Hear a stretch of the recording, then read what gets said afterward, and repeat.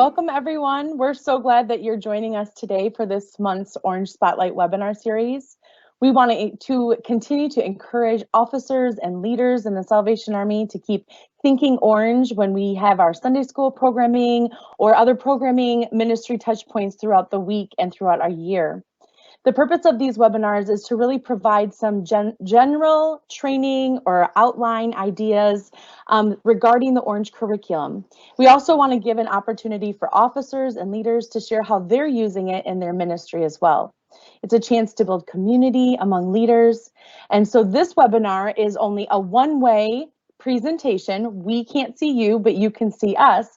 But we do want to encourage you to take advantage of the question and answer chat option. So you should be able to see that. You can take a moment to introduce yourself. There's an option to enter your name, and we want you to do that as well. We do have some moderators that can help answer some questions, and we also have a time at the end of our webinar where we answer some of your questions live. So we want to encourage you to take advantage of that part of this webinar series.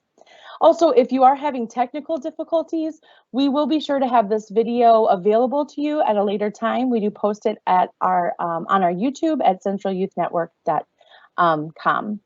I'm excited this month for this topic. We are focusing in on the small group curriculum through Orange, Live a Better Story, which is available for young adults and adults alike. And so I wanted to give a chance for our Territorial Youth Secretary, Captain Mike Hanton, to talk just a little bit about the importance of using this resource and discipleship in small groups in general. So we're going to let Mike start, and then we have Jackie joining us, and I'm so excited to hear a little bit more about that. Thanks. Hello, everybody. It's great to be with you this afternoon in this webinar. We're excited that Jackie is back with us just to discover what Live a Better Story is all about. When we think about Live a Better Story and just these Orange resources that are available to us, they all revolve around how we grow personally with Jesus and how we can share that good news with others. And what I love about Orange and this small group curriculum that's provided to us, there's so many resources that are involved. And Jackie's going to kind of focus on what that's all about. But really, the territory is really putting emphasis on discipleship. And this resource that Orange has given us with Labs, Live a Better Story, is a great small group resource. Not only to grow in relationship with Jesus, but also to share that good news. And that's what discipleship's all about, right? What is a disciple? A disciple is one who knows God personally and pursues Jesus passionately. And I think that this resource that Orange gives us really gives us all the tools to do that, to really become closer and form that close, intentional relationship with Jesus. But it goes a step further. If we think of the Great Commission that Jesus gave us to go out into all the world and make disciples, we just don't stop there with our own relationship with Jesus. We want to share our relationship with others and come together in community. And so we have to identify like what a disciple is, understand the process of where we're at in that, and then form community, come together and learn about Jesus together, and disciple one another. So I'm going to hand this over to Jackie. I'm really excited about this afternoon's webinar and just how it focuses on all of those things, having a closer relationship with Jesus, but also being able to share that with others within a small group and beyond. So I'm going to hand this over. Thank you, Jackie, for being with us today.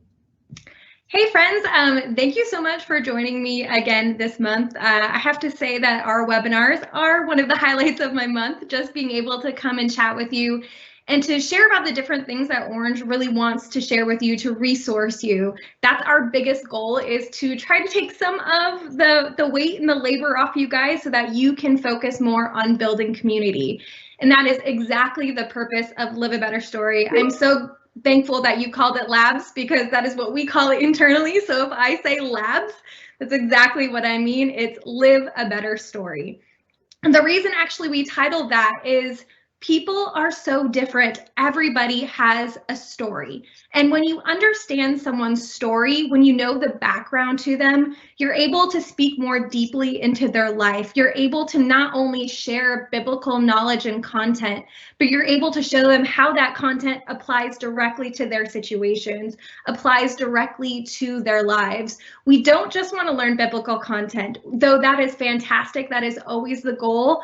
But the goal should also be application. It's not enough that we know these stories. It's not enough that we know these concepts until we know how to apply it to our lives and until we know how to share those applications with others through small group. So that's exactly what Labs is. It's an adult small group curriculum. Now that is a little bit different than a Bible study. Those are two different things that I think sometimes we get a little confused. And if you look at Labs thinking that it's a Bible study, you might be a little confused. You might think this isn't exactly what you want. And I completely understand that because it's not. It's not a Bible study. It is biblical content. It is all Bible based. Please don't get me wrong on that. But the focus is a little bit more on community. And so that's actually a main difference between a small group discussion and a Bible study is really, what are your goals? So whenever someone's starting out with Labs, they're starting out with adult small groups, I always want to ask them, what is the goal of your group? It's going to be completely different for each group. That is the best part. Your small group is going to look different than any other core small group, and it should. You should all kind of sit down and decide what is going to be your goal. Is your goal biblical content with application? Is your goal really trying to strengthen your community because you guys already have a good foundational knowledge? Is it trying to be a little bit more of a mentorship to younger or maybe less established Christians in your area? Kind of figure out what is your goal of small group. And if it is creating community, which I hope part of it is, one big difference between small group and Bible study is the level of trust. If you've looked at the Labs content and if you've looked at the discussion questions, you'll see we go pretty deep into your life. We get a little bit vulnerable with one another. And if you just come in a Bible study where you may not know one another, you haven't established that community, those safety kind of parameters, it might feel a step too far to answer those questions. You might feel like this isn't the place to share that. You might feel like, I don't know these people. I know that they love Jesus. I know that they know their Bible, but they don't know me, and I might not be comfortable sharing. So one goal of small group is really getting to that point of, I know you. I know your life. I know the hardships that you've gone through. And in learning these biblical applications, I want to talk with you about how they apply directly to your own situations. I can be vulnerable with you, and you can be vulnerable with me. I will say that takes time. It takes time, it takes trust, and it takes dedication. Anyone coming off the streets, I know that's a great part of the Army is we are so welcoming and open arms to everyone. We have to have that established trust in our small groups. And that's something I want someone to feel as soon as they come in. Bible study may not have that same level of trust, that same level of vulnerability, because it's focusing a little bit more on content, which again, not a bad thing at all. They're just two separate goals. So in small group, we're going to have that trust, that vulnerability, and those questions that are going to be filled with a little bit of tension. If you've ever looked through Orange content, you'll see we love tension. We love figuring out that weird, uncomfortable sticking point and really sitting in it and dwelling in it and learning through it. So you might feel a little bit of tension in this small group. That's pretty good. That's kind of where we want you to be. We want to sit in that tension before we can really figure out those outcomes of what are we going to do? What does that tension tell us? What does that tension apply to our life? And how are the biblical things that we're learning helping with that tension? Again, if you look at Labs, it's always going to be a biblical approach. Some of them are going to cover full books. Some of them are going to cover full concepts. The best part of Labs, it's kind of a choose your own adventure at this point. If you look at First Look 252 and XP3, we give you dates on those. We give you kind of a path and say you should do this, this, and this. In Labs, I think we're up to 40 different series. None of them are dated. We want you to be able to pick and choose whichever series is going to work well for you. We have series on marriage, parenting. We have one called Walk This Way, written by a Salvationist, if that's something that really speaks to your heart. We really do try to cover a plethora of different concepts, different things that we know people are going through. If there's something we haven't covered and you think we should, please send me an email. We'd be more than happy to touch on that concept. But we do want you to be able to figure out what works for you. If you want to find series that align with your sermon series, fantastic. We have descriptions on each of them that you can look at, or feel free to email me and I'll try to give you a few suggestions. But they're meant to be able to be used whenever you see fit. The first one is called Story of My Life. That's one that I would always say, if you're just starting with labs, start with that one. It kind of teaches your small group how to tell their story, how to talk about themselves, how to put themselves in these kind of biblical application points. And once you have that baseline, you can kind of go on from there a little bit. We also will always have a training tab at the top of the library. It talks about how to set up a small group. We have an application for a small group leader. We have resources for both you as the core officer as well as for your small group leader. We really want to, at this point, almost over-resource you to make you feel comfortable starting a small group, because it is a little bit different. It is something that takes intentionality, it takes more focus, and it does take more people. But the best part is anyone can be a small group leader. You do not have to be a theologian to be a small group leader. Remember, in small group, we're learning from each other. We're not necessarily learning from one person. It's not the teacher giving all of the knowledge to the students. Instead, it's a community coming together, learning together, and helping one another in their application points. Something that I've seen the core do in the West is they have everyone go through a couple of lab series. They move on to soldiership classes, and then after they've become a soldier, they actually go back and start leading their own labs group.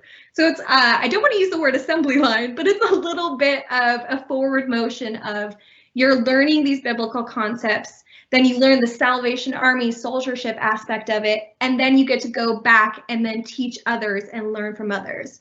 So this means that it's not only retired officers that have to be in leadership, they can just be in community as well. It could be a new believer who actually gets put into that leadership role where everyone is loving and supporting and helping them. So it's a little bit of a step back from one person having all the knowledge and giving that knowledge. But again, it's more community focused on how can we all grow together in this biblical concept. Because the whole goal is to grow our relationship with Christ, correct? Everyone needs to do that, no matter how long you've been a Christian, how little, how long. Everyone wants to grow in their biblical faith, and this is a way of doing it together in love and in community. So a little bit more on what Live a Better Story Labs, what exactly it is. So our focus is always going to be on biblical content, of course, but again, it's that community. I'm going to say it a million times. It is that community focus of how we can come together. Just like a big orange concept is leading small, the idea of having it in small group is not to separate young adults from older adults, not to separate the singles from the marrieds, though you can if you so choose. Instead, it's knowing that as a leader, you can only lead into a few people at a time. You can't be everything to everyone. Core officers, I know you know this. You cannot be everything to everyone. We don't have the capacity. So instead, we feed into people who feed into others. So as a core officer, you would feed into those small group leaders who would then feed into their small group. So we want small groups to be a little bit tighter of a group. We want them to have a really close community, not to create cliques in your core, not to separate anyone, but those are going to really be your core people who, when you have an issue in life, when you have a struggle, those are going to be the people that you reach out to. They're definitely probably going to refer you to the core officer. They're going to help you and resource you, but those are going to be your people, your community that's going to help you in your Christian walk. Another thing I know that can be a little confusing about labs is kind of where we go, who are we writing for? And so labs is really meant to be from 18 to 80, huge wide range. Of course, it could be older than 80. Bless you if you are, but really it's for any adult. Some people feel it's a little more young adult centered. Some people feel it's a little more older adult. The idea that we write for is any adult who comes off a street and ends up into your group Can they understand the material?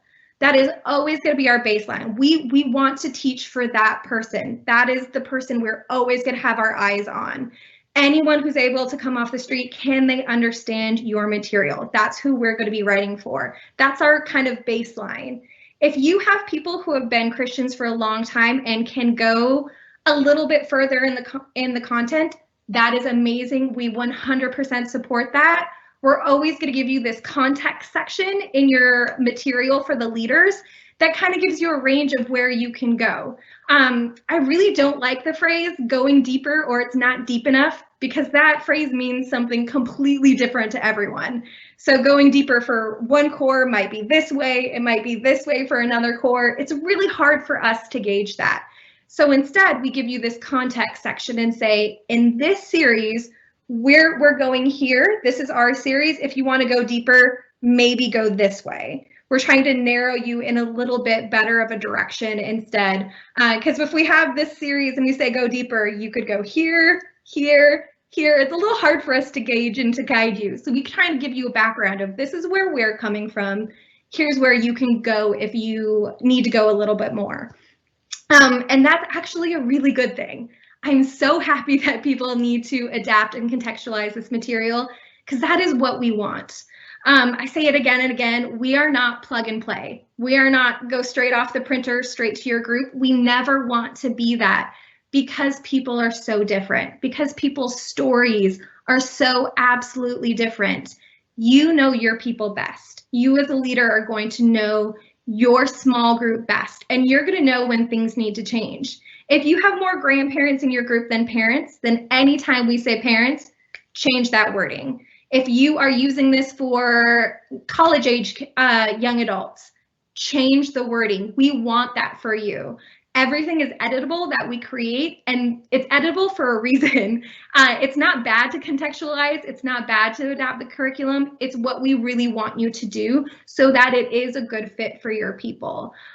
We write material for the entire country. We have cores where people have seminary degrees, and then we have cores who use it with their homeless population. So there's always going to be a huge variance of knowledge. So this is why we have to adapt. This is why we have to contextualize. Even regionally, if you know a joke doesn't really work for your side of the country, a lot of us writers are in the South. Maybe what we say in the South doesn't make sense in California or in Central. Please change it. We want you to be able to do that. We do have the material available in Spanish. Every time we put out a series, give us about a month for our translators to get through it, and then we'll have the Spanish material available. The only thing we don't have are Spanish videos.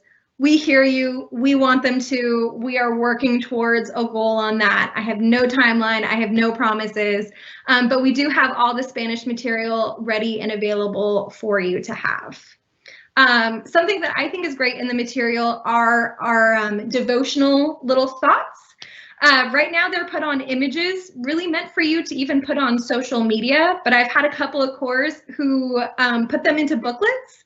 Their small groups want to have a handout, they want to have something physical, so they turn those devotionals into a little booklet. Brilliant, I think that's fantastic. I know, especially with this pandemic, a couple of cores have created closed Facebook groups. Again, a fantastic choice because of those vulnerable questions that we ask. If it's a closed group, you are more than welcome to post the labs video in that group, and you can even put discussion questions in the comments. It's a great way to get people together who maybe Zooming at a specific time isn't going to work for you. So we have that material. We have emails already written out for you, text messages already written out for you. So you as a leader can schedule text messages, you can schedule emails to be sent out to your people. We have social media posts that you can schedule out. We really do try to take as much of the backstage, I would say, work away from you so that you can really focus on that community. Because again, we can write material, we can do all this, but you guys are the ones with the people. You are the ones building community. You are the heroes on the front line. We want to make sure that you have the time to be able to really go deep with your people and to really build that community. So we try to take on as much of that resource side as we possibly can. However, we aren't perfect. That is something that we never try to hide. We're not perfect. So if there is some feedback on a series, please let me know. I can't fix or change it if I don't know.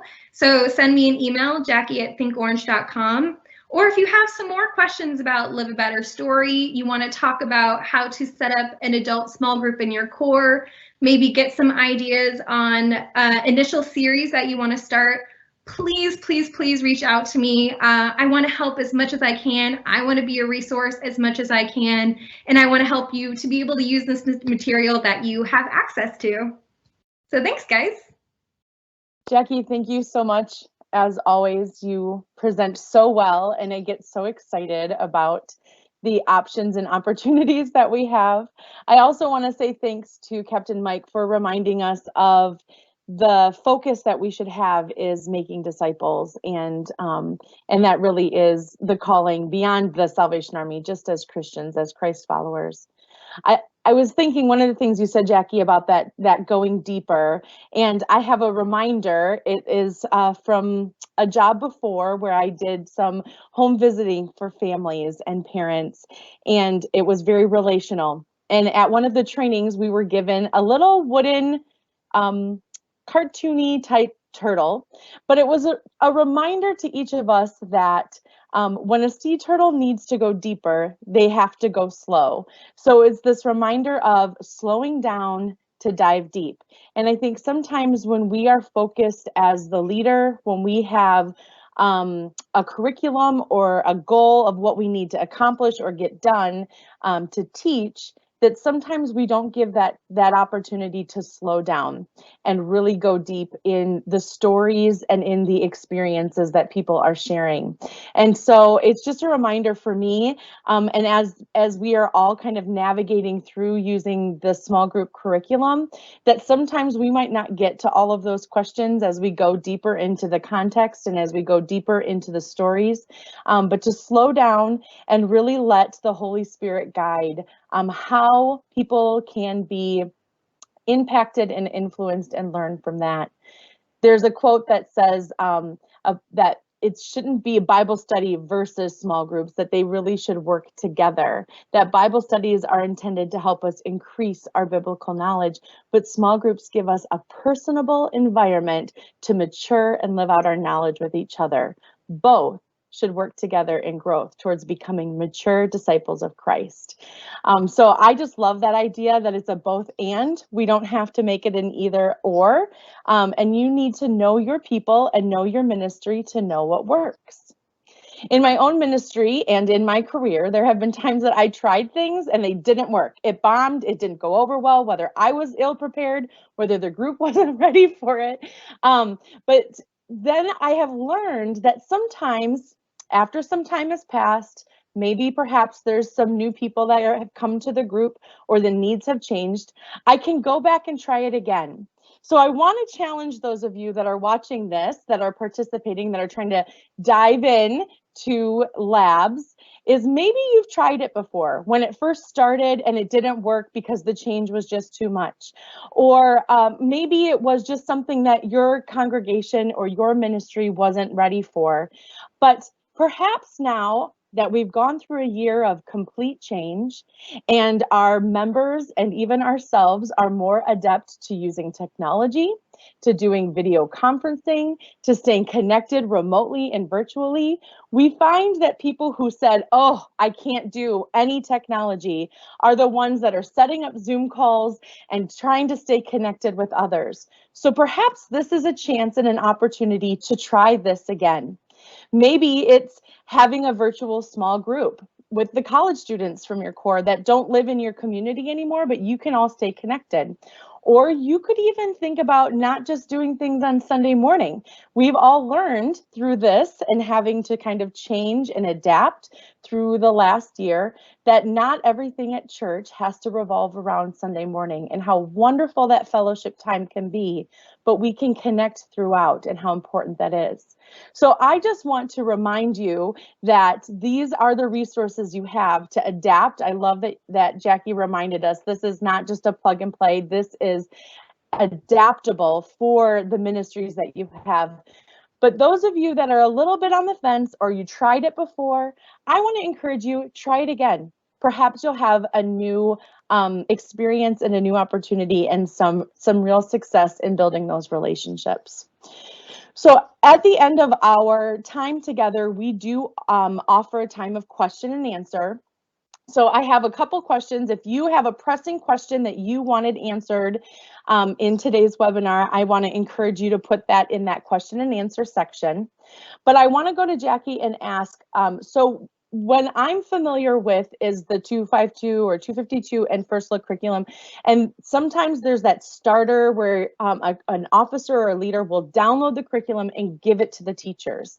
Is that an option with labs, or does the teacher actually need to have access to the login for Live a Better Story? That is a great question. I will always say it's better for individuals to have access, mostly because they know their groups, they know what they're looking for. I don't want to waste anyone's time with a large download. I want you to download what you're going to use, what you need, what you have access to. Adding users on the Live a Better Story site is infinitely easier than adding it on the Orange site. You literally just put in their email and it sends them an invitation and it gives them full access right there. You can either add them as an admin, which gives them the ability to add others, or you just add them as a group leader, which gives them full access to the library. And then they can go through and see all the material. I think it's a little bit easier laid out than our main Orange material, only because there's so much less. But it looks a lot like XP3. So it's a little bit set up as large group and small group. Large group is where you learn the Bible story. So we have either a physical script that the leader can read from or adapt from, or we have that video. Either or is absolutely fine. And then you have the small group discussion questions. And you do have the option, it's only on the Live a Better Story site, to stream the video instead of a full download. I don't know how well your internet is. Mine is never reliable, so I'm a big downloader. But if you do have great internet, you could possibly stream. But I'm a big fan of live teaching. I always want to hear from a person that I know and love rather than a very nice person on a video that I don't. So we really do spell out that script for you. It's generally about 2 to 3 pages. I'm always going to suggest that. But then the leader can go through and see, oh, if you're not going to use the emails, there's no need to print them out. If you're not going to use the images that week or that month, that series, then don't download it. I'm a big fan and proponent of just using what you're going to use. Don't feel like you need to download everything, and give your leaders some autonomy. They know their group. If you are dictating what the leader has access to, but you might not know their small group as well, you might not know that, oh, I actually should get the Word version instead of the PDF because my leader needs to change a lot more things. Or, oh, I didn't realize that you're using the images, so I didn't send them. So I'm a big fan of giving your leaders autonomy, let them have a login, let them figure out, even let them choose the series that they want to go over as much as you can. Great, thank you. That's exactly, and actually that was going to answer my next question is, what if the video doesn't work? And that the script is right there. And I think a lot of times we get overwhelmed or technology does not do us any favors, but the fact that it is there, that it can be presented without the video really does help with this. The other thing that I was just wondering, and I just haven't looked, is it always a 4-week series? Is it a 6-week? Is there a standard amount of time? Or is it just variable depending on the series that we have? Great question again. We try to steer towards 3 to 6 weeks. And we do that on purpose, mostly because life is unpredictable and having really long series just doesn't really bode well. If you miss 1 week, it tends to kind of throw everyone off course. So we do try to stick to 3 to 6 series. That Walk This Way series is an 8-week series. But it was actually written by a Salvationist who was from Central, who's moved to the West, Dave Woodhoff. And if you know Dave Woodhoff, he's incredibly brilliant. So he had to do 8 weeks. That is a very long series. It's an excellent series, but it's a long one. But it's also good for planning your core calendar. If you know you only have a 9-week block before, your Easter service or before another service that you're having during that Sunday school time, you can kind of look through and schedule, oh, I need a 4-week and a 5-week, or I need, 3 weeks, 2, 4 weeks. You can kind of pick and choose and play with that if you only have a set amount of time, instead of trying to fit your calendar around how long the series are. So we do try to manipulate them a little bit to that area. And again, if you need to sacrifice a week, that's okay. You can adapt and kind of push 2 weeks together to make that work for you. And again, if you have a closed Facebook group and you know this is a week that a lot of people are going to be gone, maybe it's 2 weeks in person, and that last week, hey guys, it's going to be on Facebook. Watch the video when you can, answer questions when you can. So as you know, fluidity is a little bit better now with all of our schedules, everyone working from home and being a little bit crazy, than being super consistent at a core, especially with COVID popping up in random places. It's good to have that adaptability, but 3 to 6 weeks is always going to be our sweet spot. Thank you so much. I told Jackie at the beginning of this, my focus, I'm in the youth department. I've really focused in on the curriculum for kids. And so this webinar gave me an opportunity to kind of jump in and look at what was available for Live a Better Story. And I'm pretty excited, because I'm like, I think I could even do this. And not in a way of like, I'm not capable, but I don't always have the time and energy to give to doing the text reminders or a devotional or just a post. And so to have that right at our fingertips might make it, it will make it easier for me to gather some friends together and say, hey, do you want to do a small group together? Because this is something I feel like I can take on, and it's not going to overwhelm me in the responsibility. So I'm really excited about trying that out. So we're just going to transition just for a second. For those of you that have joined us before in our webinars, we typically end our time with a preview video of what's coming up for 252 and for First Look. So we will be doing that again today. 252 is focusing in on running the race, that idea of the importance of staying committed to something. And in First Look, they are teaching our youngest participants that God's way is perfect, and I just love it. And so I try to make our backdrops follow the theme. So I went with the color run theme because that's what made me think of it when I did run the race. And you can see from the graphics, there's lots of colors. But one of the things that I noticed is that there is a specific emphasis in 252 on the 4 faith skills. And I want to give Jackie a chance just to speak a little bit about this if you have seen that before. So if Jackie, if you can just take a moment to speak into that, and then we'll have just a few more questions, and we'll kind of wrap it up for the day. Yeah, I'm so glad that you noticed that, Peggy. That makes me really happy, because it is the 4 faith skills. And those 4 faith skills are hear, talk, pray, and live. And the best part of this upcoming month of May for 252 that is learning about these 4 faith skills is we're actually going over the same thing in XP3 middle and high school. Those series is called Habits. And so all of the kids together are going to learn good foundational faith skills and habits that they can put into practice to be able to run that race, to be able to set them up with good biblical habits. So the first one is hear, and that is learning to hear from God through his word.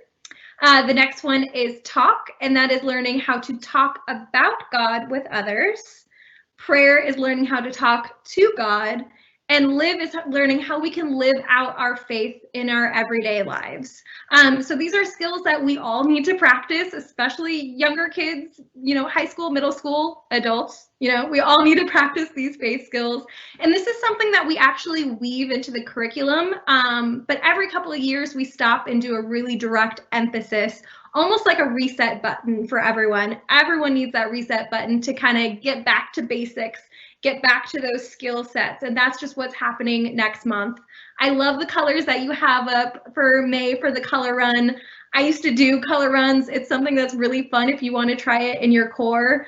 Might be a fun way to get everyone a little bit healthy to do maybe a 5K. That seems like a lot. Maybe let's start with like around the block, but a good fun community event to have a color run.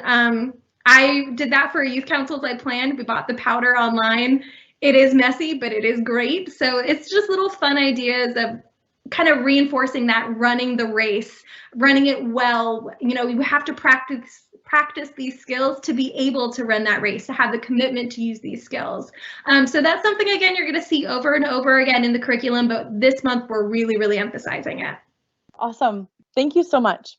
Jackie, I have one more kind of a practical question that came through, and it is that in their small groups, specifically now kind of transitioning back to Live a Better Story, they like to have a handout that the group members can take home, and the group members appreciate that. And oftentimes they copy off the discussion questions, but sometimes the font size is quite small. So is that something that can be adapted or changed so that they don't have to retype everything?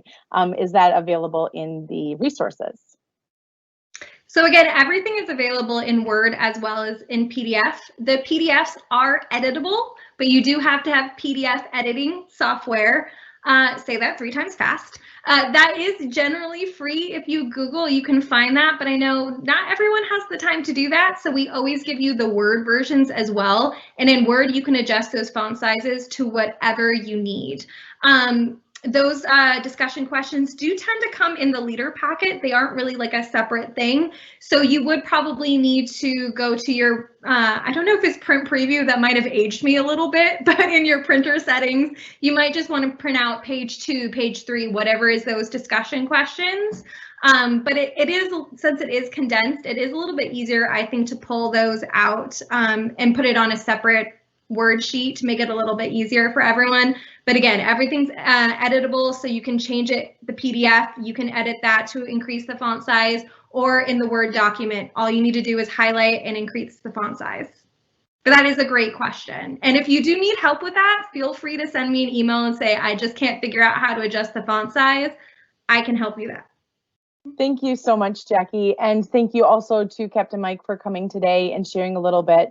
For those of you that have just joined us because you were interested in the Live a Better Story curriculum, and you may not know this, but Jackie is the Orange Specialist for the Salvation Army. And so she is available. So when she says, if you've got specific questions, or if you're just stuck and you're not sure how to strategize and you want to try to implement this in your core, she's the person that she actually means it when she says reach out and send her an email. It's really her that you're emailing. It's really her that responds, and she does it with such grace and with such encouragement. Some people in our group have set up strategy sessions just to talk about the specific ministry at the core. No question is too small, but so please take advantage of that resource. We always want to end our time reminding you of the Orange resources that we have. So we do have a dedicated Orange specialist in Jackie, which is fantastic. There's also a group on Facebook called Thinking Orange in the Salvation Army. We encourage you to be a part of that community to see how other corps are using the Orange curriculum. And we never want to discount the fact that we have divisional team members that support us in our ministry. And so I want you to make sure that you know that. And in our youth departments, in our program departments, they are there to support you and help you. They are a wealth of knowledge. So I encourage you to reach out to them as well. Thank you all again for tuning in today with our webinar. Next month, we will have our final webinar for this program year. So we took on this project. Jackie said she was in for the ride, and I took full advantage of that. So next month, Tuesday, May 25th, will be our final webinar for this program year. Registration for that will be sent out later this week with information. And just know that we are praying for you as you continue to stay connected and minister to your families, to the members of your core, and know that you are not only supported in prayer, but you are supported in resources, in not just the actual papal resources, but in the people. If you need help, just ask. As usual, we end our time showing you the preview videos. So if you are interested in seeing what's coming up, we want to encourage you to take a look at those. And if not, then we thank you so much for joining us today, and we will see you next month.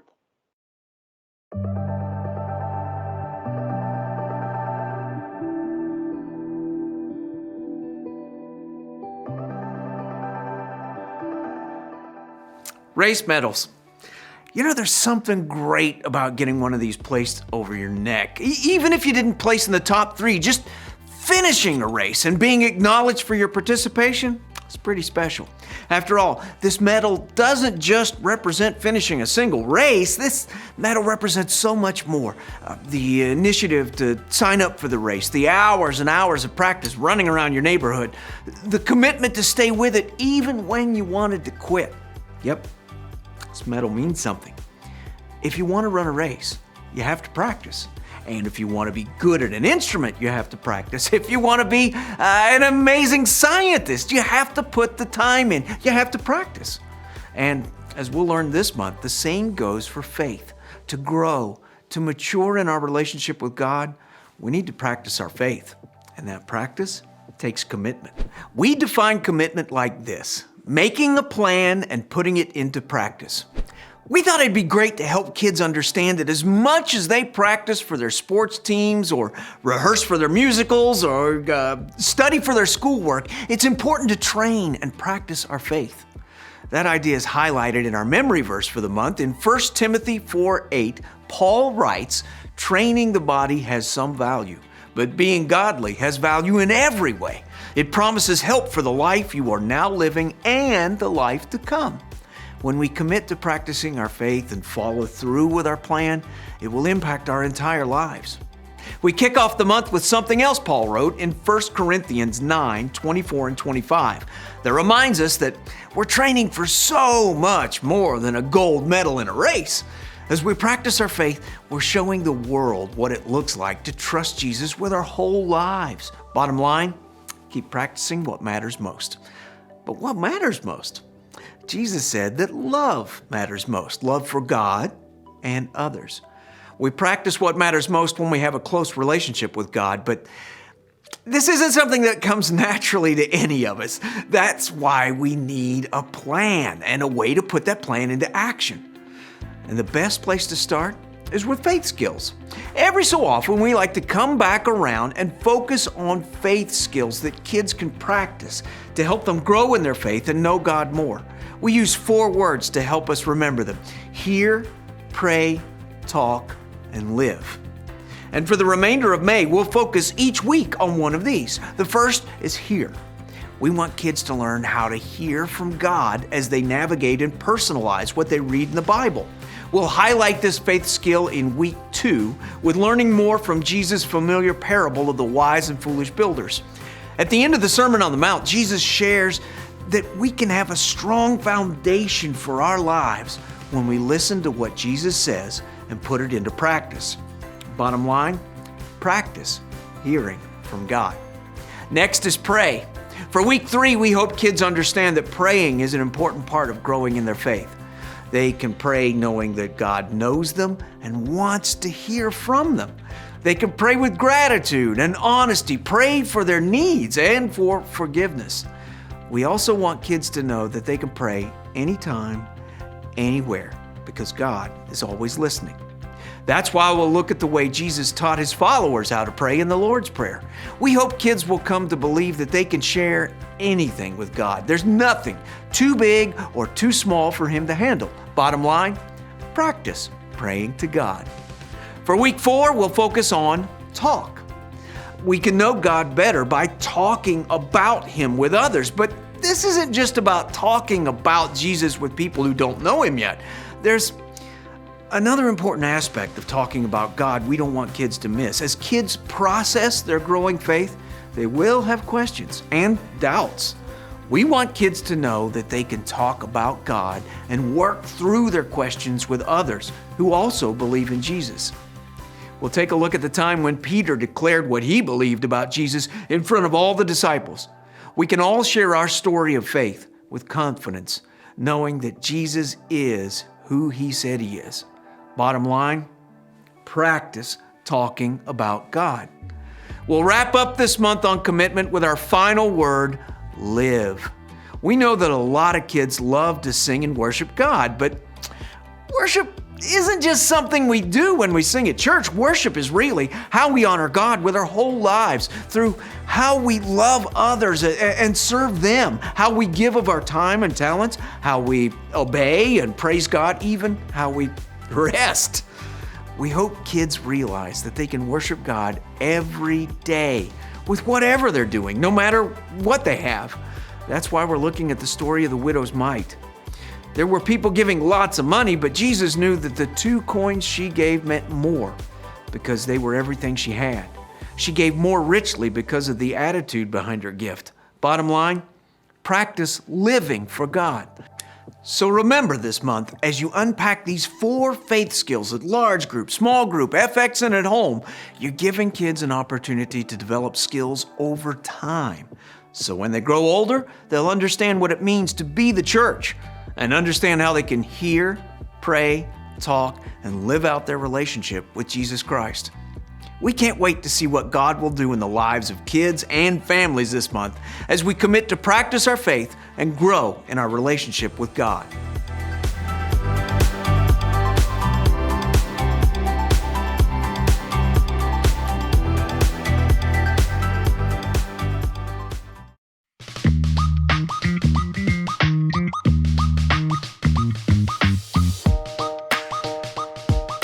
Have you ever thought about how many decisions you make in a day? According to some reports, the average adult makes up to 35,000 choices per day.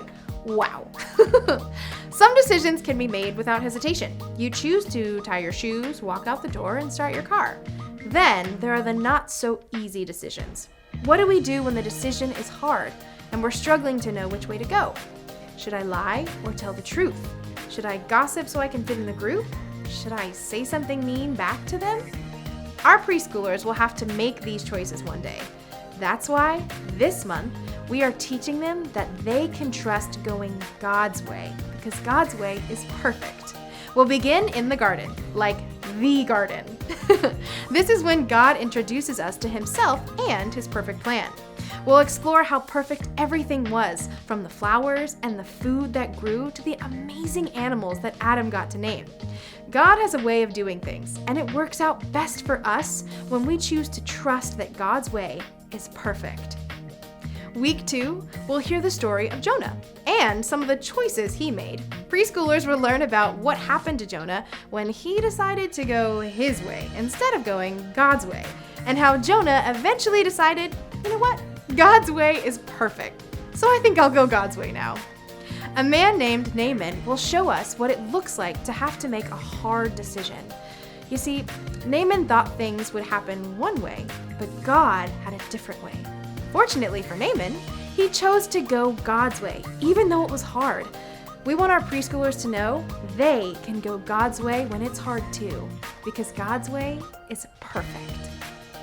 Week 4, we'll hear the story of a young king named Josiah. Not only did he believe that God's way is perfect and choose to go God's way, he told others about God's way too. We want our preschoolers to know that even though they are young, they can tell others that God's way is perfect. We'll wrap up the month with Gideon. Gideon really had to trust that God's way is perfect, especially after he heard God's plan for Gideon to lead the army. Let's just say, it was not your typical battle plan. Gideon trusted God because he knew that God's way is perfect. We believe the first step to making wise choices is trusting that God's way is perfect. Our prayer is that we can help make many of the 35,000 choices a day our preschoolers will be making one day a whole lot easier. They will know to jump and go God's way because God's way is perfect.